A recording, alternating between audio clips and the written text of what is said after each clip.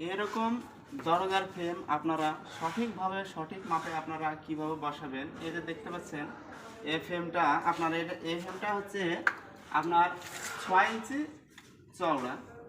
এটা হচ্ছে আপনার মেন দরজার ফ্রেম, কিন্তু এই ফ্রেমটা আপনার হচ্ছে 6 ইঞ্চি চওড়া।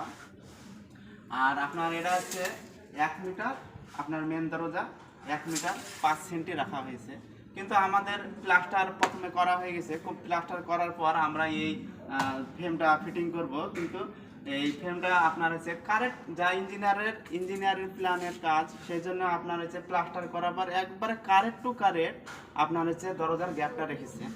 কিন্তু আমাদের আজকে বসানোর সময় আপনার দরজাটা ফিটিং হলো না, সেই কারণে আমরা এই দেখেন এই প্লাস্টারটা সুন্দরভাবে আমরা চটিয়ে দরজাটাকে কারেক্টভাবে আমরা ফিটিং করেছি।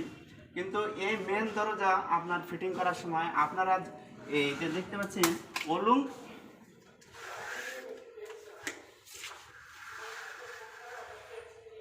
ওলুংটা আপনার কারেক্ট তৈরি করতে হবে। ওলুংটা কারেক্ট করতে হবে। আপনার এইদিকে ওলুং আপনারা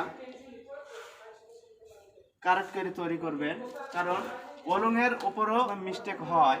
সেটা আপনারা কি করবেন, আপনারা এখানে একটু সামান্য ওয়াটার লেভেল আপনারা ধরবেন। ওয়াটার লেভেল ধরে আপনারা সঠিক কারেক্টভাবে ওয়াটার লেভেল করে আপনারা মেন দরজা বসাবেন। কারণ প্রত্যেকটা মানুষ এসে কিন্তু আপনার মেন দরজার উপরে লক্ষ্যটা থাকে। সেজন্য আপনারা যখন মেন দরজাটা বসাবেন তখন কারেক্টভাবে আপনারা ওলুং করবেন বা কারেক্টভাবে আপনারা ওয়াটার লেভেল করে।